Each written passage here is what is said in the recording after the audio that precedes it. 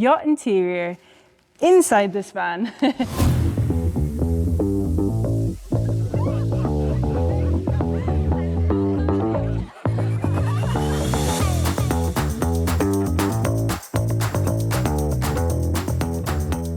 So we're talking three main things that sets the likes of the Harbour Grassy and the Marlows apart. And that is, first off, those really cool curves on the bulkheads, you know, those grab handles. Secondly, feature walls. And that thing that really stands the Harbour Grassy out is the twin chairs inside the saloon. That is going to be right here. But first off, let's get stuck into the laminate steam bending. Let's go.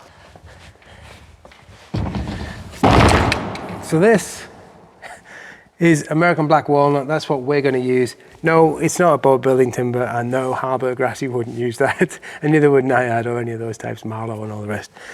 But we've chosen it for a reason, and the reason for that is basically vans have loads of big windows and the door's always open and it always feels really big and spacious, which is generally the reason that we use light woods on boats, to make it feel big and spacious. But we want it to feel like a boat which is cozy with small windows, so we're using a darker timber to combat that. Right, so we're going to rip this down into tiny little strips, about probably going to go for 2 to 2.5 mil, and then we're going to take them down and we're going to machine them further on another machine which we don't have here. Now you can do this by hand, and we've done it in a previous video. We did it with a step, and we did that all by hand. Now, that can be done, it takes time, but for sure you can do it with a hand planer, no problem. But we're running out of time because we've got a boat to build, let's not forget. So we're trying to get the keel sorted on that and get out to Switzerland, actually get that on this year. So we're a little push for time. And some friends of ours who've got a joinery shop up the road have something called a wide belt sander, and they're going to help us machine this down to 1.5 mil finish thickness. Like I say, you can do it by hand, but what would take me about 3 days is going to take me about 2 hours. So we'll take that option this time.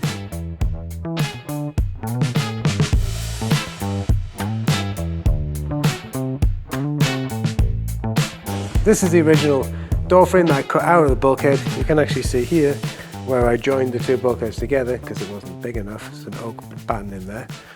And so that's basically the original door frame. I'm going to make a jig and we're going to steam bend them around it.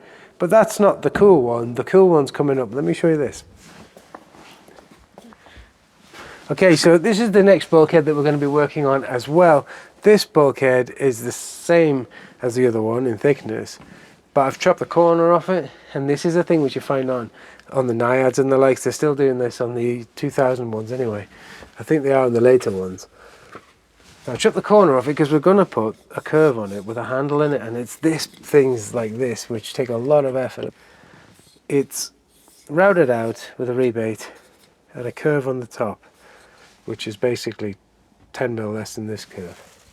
Thereabouts. That goes on there like that, and then we do the same curved laminates over the top, and then we cut the handle out afterwards. So we get this kind of cool grab rail going on. It's these little things that you see in some of the really nice boats that, to be honest with you, most people don't even pick up on until they're sat in it for a long time. And to me, that's the thing with woodwork, kind of less is more. Trying to make subtle, cool bits of woodwork and handyman workmanship, if you like. That's kind of what I like about it anyway. Right, so that's the plan for these two pieces, and then we move on to the next bits. But first off, let's get the jig going and get steaming.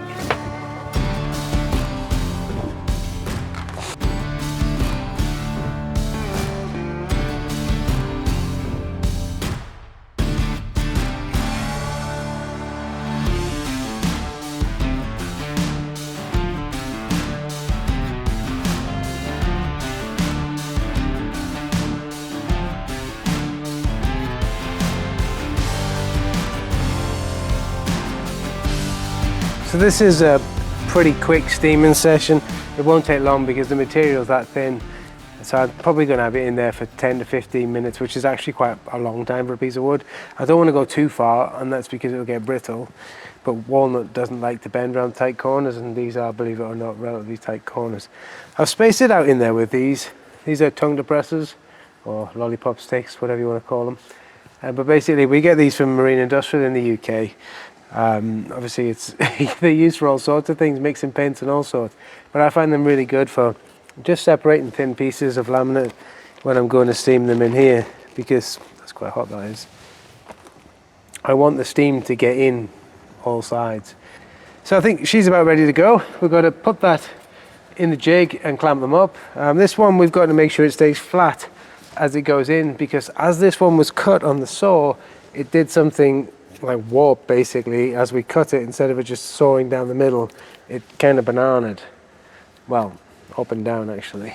That's called case hardening. It's usually something that happens when timber's been kiln dried, and we're finding more and more these days that things are being dried quickly in the kilns to reduce cost, because time in the kiln costs money. And that basically means that this case hardening happens with it. It's a bit of a shame, but we've got to get it in, clamp it down, and also not round the bend, just round the bend, but push it down as well. Thankfully it's not such a tough piece because it's quite small, so we should be okay. Now this boil in the bag steaming technique that we're using is something that we were using on boats years ago. It helps us to keep bending long planks as you're doing wooden boats around without having to rush, so you can start and work your way around. I didn't expect to need to do that on this, but the problem with thin timber is it steams quickly, which is great, but the problem is it loses its heat and its moisture quickly. Anyhow, that's been back in this bag for like, I don't know, like 2 minutes, and it's already turned into a rubber band again. Now I can pull it into places with my fingers that I couldn't get into it with clamps before. So yeah, it's a really, really cool system. Now this is just getting clamped in dry. I think that's quite important to say.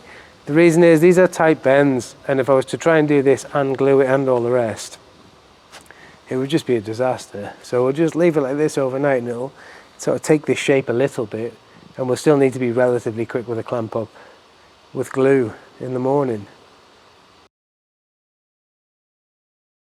All right, so I get that bulkheads aren't that exciting, but one thing's for sure, if you pull it off, they can look awesome. And there's a couple of tricks to pulling it off. One of them is making sure that your grain is matched. So basically, when you're going to cut the slices off this, I put a straightforward V like this, which means that we can get the grain running the right way. And it'll also mean that, because obviously the grain wobbles and moves, and you can get it as close as you can to the original, which helps. So you can just see that on here from what we've got here. So that's really important. Obviously glue lines are really important too.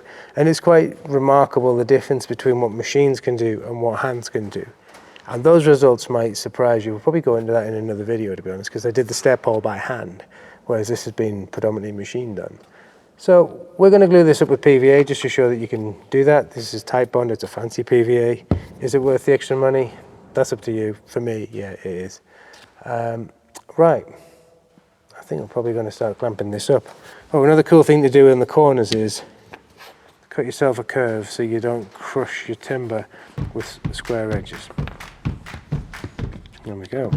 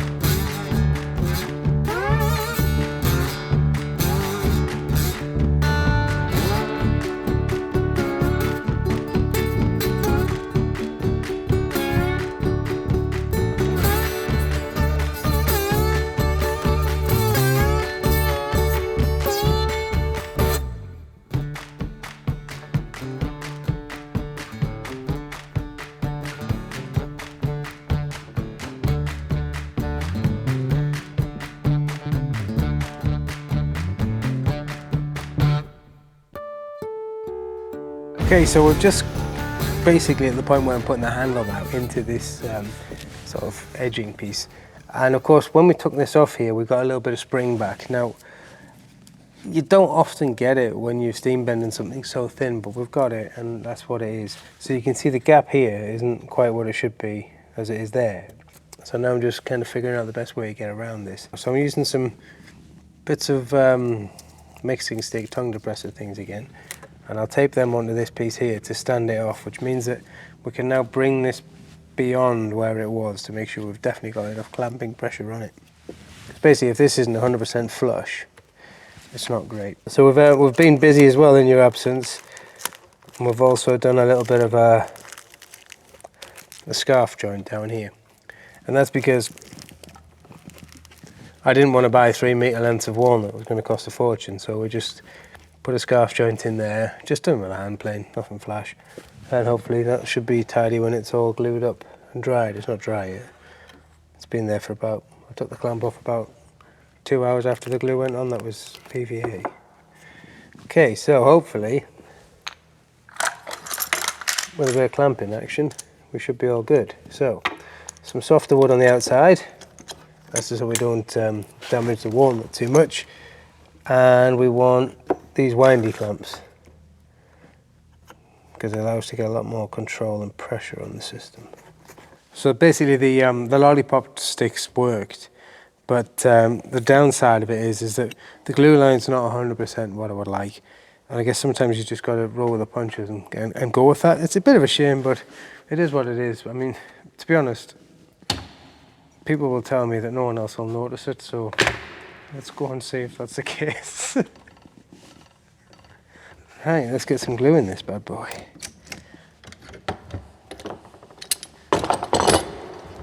Right, let's get some glue. What do you reckon? Type bond or epoxy? What do you feel like? Let's get the type bond on it, eh? Oh, the other thing that's happened as well here, look. I dropped it. So you can just see here, a little crack opening. And that crack opens when it gets clamped up, so this mustn't be quite straight, so I'm going to get at it with a chisel, maybe a block plane, see if we can fix it.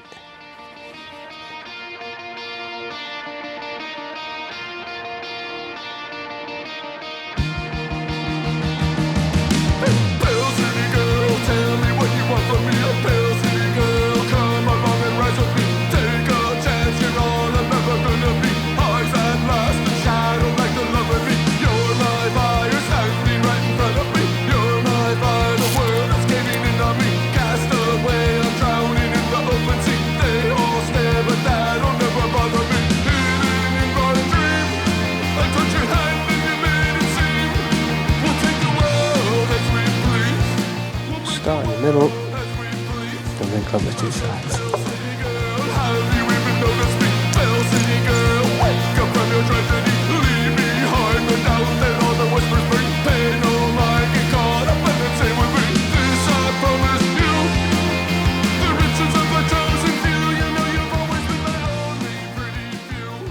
So basically what's happened is, we gave up on it last night. We had a bit of an issue. When we were clamping up, the pressure got too much on the MDF and it swelled out. So it gave way and it went up. And unfortunately, it split my walnut here by pushing this piece apart. Now, that's a shame, and there's a bit of a crack in it. I could make another one, but to be honest with you, we're supposed to be building a boat, not a camper van. We're just doing the camper van because it's fun and we wanted to. So we haven't got too much time to lose to this. So I could make another piece of walnut, but I think the obvious thing for me to do would be to do that and try and bend it around, but I can't. There's too much tension in it. Let's go something like that. So I'll plane that off and hopefully it'll marry up and then just hold in with the 2 screws or 3 screws, which was the original plan, which is generally the way I think it probably should be done.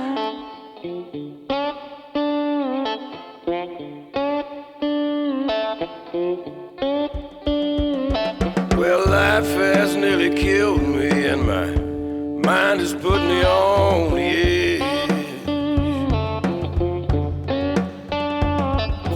Life has nearly killed me and my mind has put me on the edge. Okay, so I've got this fitting pretty well, but basically I'm going to have to sit and plane off all the way around the edge. It's not such a hardship, but it's easier just to cut the handle out now. So I'm going to cut the handle out with a hole saw and then a jigsaw. And it means that I don't have to shape this part of the handle, which isn't going to be used anyway, just these 2 flat edges. So let's just cut this out, I think. somewhere about there I think looks good to me. Darkness nearly drowned me. Sunlight low, don't it burn my eyes. Darkness nearly drowned me, and the sunlight low, don't it burn my eyes. This valley is much too deep, and this mountain so very high. Well, my cup is nearly empty. I got such a long, long way to go. My cup is nearly empty. I got such a long, long way to go. I got to lay down here and rest before I can take another step down that lonesome road. Where the darkness nearly drowned me, the sunlight burned my eyes. This valley is much too deep, mountain so very high. I gotta lay down here and rest where I can take another step down this lonesome road. Well, my cup is nearly empty. I got such a long, long, long way to go.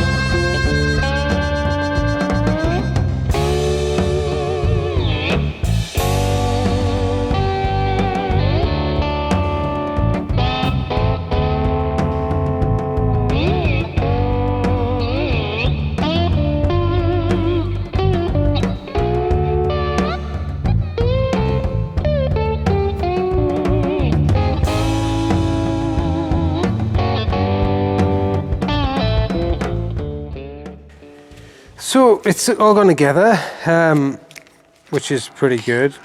But basically, the joints aren't too bad, and I'm quite happy with that. We're just now working on the handle, utilising what we've got for tools. Basically, it's just a bit of the old Merca sandpaper, and it's good. We'll get this finished up and hopefully get this in today, really. Well, my cup is nearly empty. I got such a long, long, long way to go. Yeah, my cup is nearly empty. I got such a long, long, long, long, long way to go.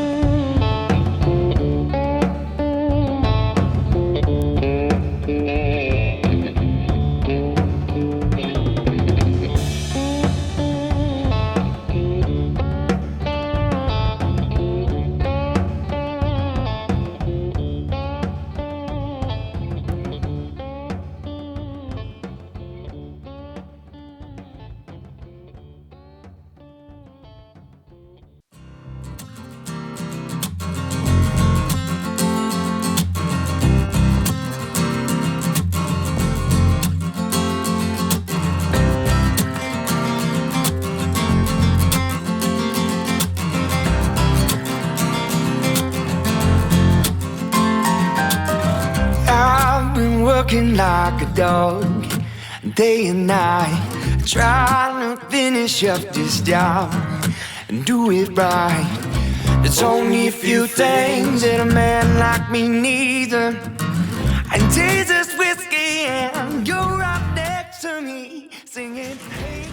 So it finally feels like we're getting somewhere at last. So you saw us making the bulkheads, we got all the trims done. The bulkhead's fitted in place now, which is really cool. We've just Sikaflexed it in with a couple of screws to make sure it doesn't wander, which is pretty good. That comes around here and it's nicely matched in to this edge here, which of course this is just the first fix. We'll finish that and make it varnishing properly and look pretty and all the rest of it later. Got the bed kind of in. This is the next kind of big project. Riveting in this steel frame all the way around and then the aluminium and all the rest of it. But now we're moving on to this oak thing. So this is like a latted wall here. Going down the Halberg Rassi style. These guys use this sort of style a lot. Now of course this isn't a boat and this is a lot thinner than what you would expect. You probably use something twice as thick as this normally.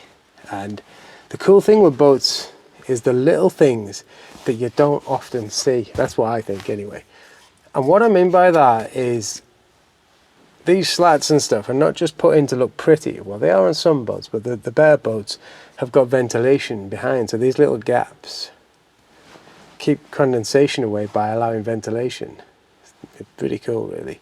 So basically, the hot air rises from inside and whatnot, and that gives you circulation. And you see a lot of that going on with vents and stuff too. So when we get round to the big curved panel over here, which is also kind of almost in place at the moment, the door's got a big gap around the top of that as well, and that's because it's the heads on the bathroom, shower, whatever you want to call it. And where you've got a shower, you've got water, and you need to get rid of that water. You need to evaporate off, and by closing a door, like in a house, it can get condensated really, really quick. And in a van, we don't have really powerful sort of vents and the likes. So it's pretty cool that we've put these big gaps around it, and there's big door gaps to allow for that. So that's the thinking and the thought behind that. So yeah, it's pretty cool. It's coming together. I'm just putting these up here. Basically these go in, not that way around, they don't. We pre-drilled them, which is handy. And we have a line here which is done with the laser level, and you can just see a gap here. So I've routed out this bulkhead to follow that line, so each one just slots in like that, and we're spacing them with washers to get the feeling of the ventilation. This was the original plan. We started strip planking it with cedar, but to be honest, it started looking quite dingy in here, so we stopped very quickly and decided to put the oak in here. So going with the Halberg Rassi style instead of the Spirit Yacht style at the moment. So we're just gluing these on with 4 screws and a bit of PVA, so let's get that done, eh?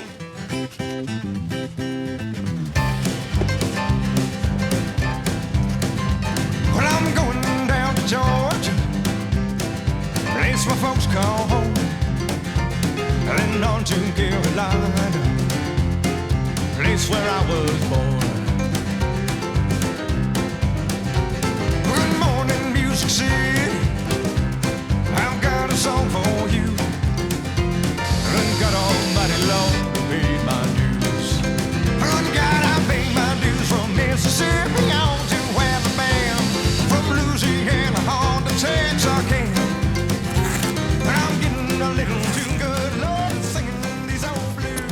Alrighty, so we're just about ready to start the finishing on this panel now, which is pretty cool. I'm going to go completely unorthodox, use this, which is what my granddad used for years. It's basically a wax suspended in an oil. Probably not something you would use on boats, great for furniture and stuff. But as much as I hate to admit it, this van is not a boat, is it? So let's get this on. We're just putting it on with a rag. It goes on really well with 000 grade or 4 zeros worth of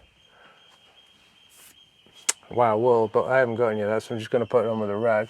If you just rub it in, it's really cool stuff because it seals the wood, gives a nice matte finish, the same as like a rub effect varnish or something like that. Takes half the time and it takes 1 coat, which is really quite handy. And we don't have that much time, and that's why I'm doing it. You wouldn't use it on a boat because although it seals the wood and it's waterproof and it stops wine stains and beer stains and all that kind of stuff, it just doesn't keep the moisture out to the same level that you would need in a marine environment. But this isn't in a marine environment, so it's fine. It's just going to be sitting in a car park or the side of the beach or in a boatyard or something. So this is fine. So we just rub it on and then we'll let it go, and then to be honest I'll probably put another one on, then we'll buff the excess off. I've got it taped off here though. Although this doesn't have any silicons in it, it is a completely natural product. I really don't want to get any of it on this bulkhead because we don't want any fish eyes and any contaminants in the varnish, because that's got another, this one's got another, what, 4 coats of varnish to go. Right.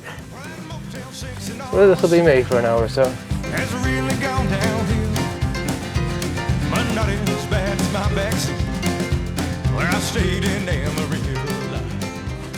So it's pretty cool. We're finally getting to the point now where we're going to fit this bad boy. This is the it's a Lewmar hatch. It's normally what you'd find in the side of a sailing boat in the coach roof. It's going in here, and as we mentioned in a previous episode, I think this one isn't going to look out to the sea because there is no sea there. But we've got a couple of ideas, that's for sure. This is actually behind here. Once I cut this out, I'll kind of reveal what's going on. Now, every boat's got a place to keep your rum, right? So this is what we're going to keep in here is rum. Lots of it, just in case anyone comes to visit. If you do come, bring rum. So yeah, I'm going to put that on so I don't damage this lovely wax oiled sort of finish on here. So it's pretty cool to have this on the likes of your Scandinavian boats, your Harbour Grassies and all that kind of stuff. This would frequently like look out to the ocean and give you that feeling. And we're going to be podcasting in here, so of course the cool thing about that is we get to run a green screen and pretend we're at sea, so that'll be fun. So there'll be a few things coming up with this one. We've got some daft ideas, things to do along the way. Right now, let's get this done and sort of finish up this look that we're going for here.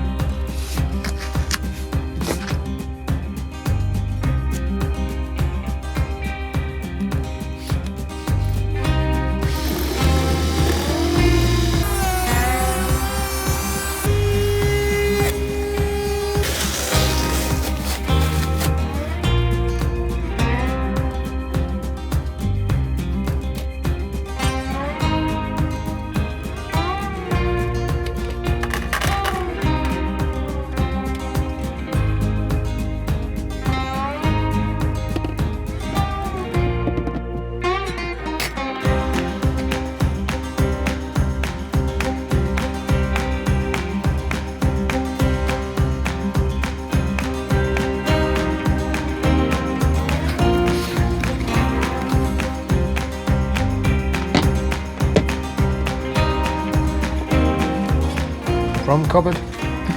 Cool. So now we've got to make this thing fit. This is like the trim piece, which is normally needs to be a lot thicker for the thickness of a hull. Must be on a racing boat. Oh, I'm actually going to take off that then.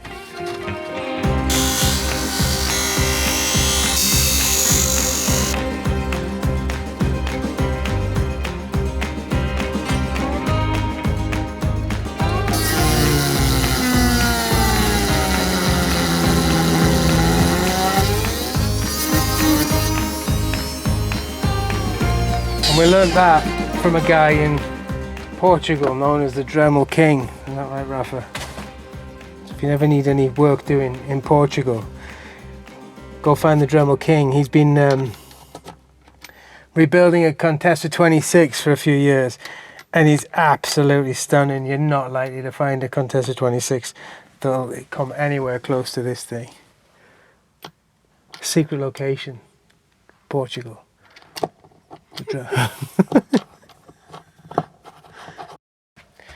See if this fits. Oh,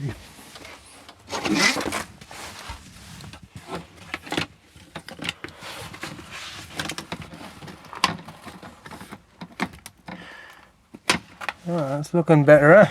As they say in Norfolk.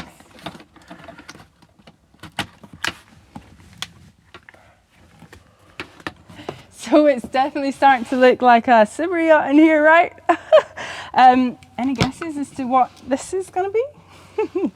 I'd like to say that one of these features, we've got the grab handle here, the feature wall, this curved bulkhead all fitted in. I'd like to say that one of these was like easier than the other, but to be honest, they were all pretty faffy. And the amount of time that Chris put into all of this, I guess it's an indication as to why the superior yachts like your Halberg Rassy, Najad, Swans have that superior price ticket, because this stuff takes time. I mean, no matter how many jigs or time-served tricks you've got up your sleeve, this stuff takes time. And on that note, I've got to admit, I totally overestimated how much we're going to fit into this video.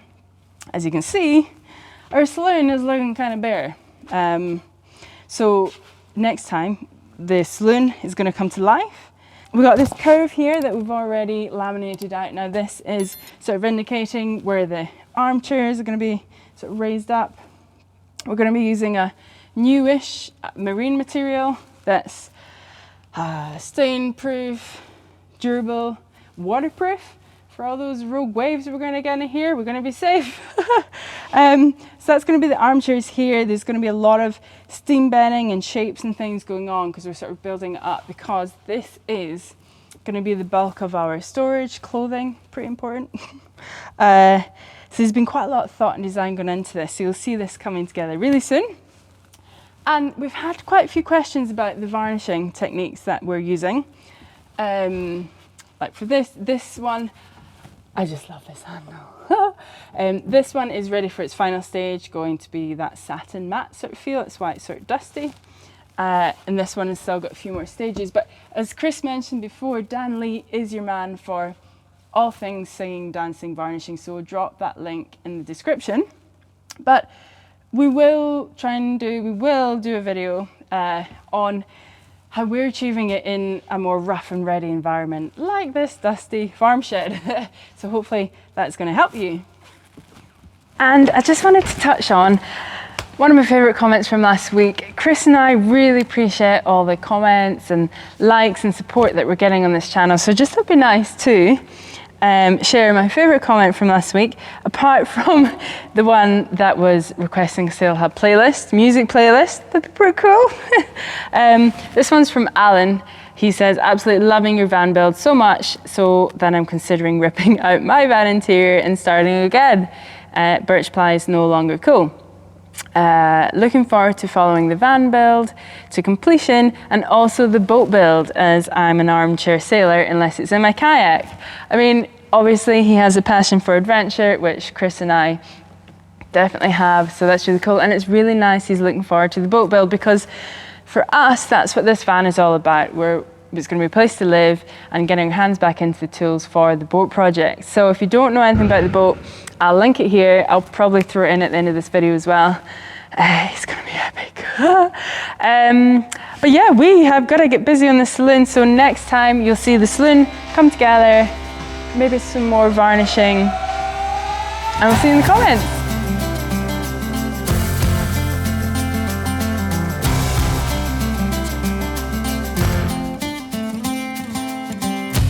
Love was holding all the cards.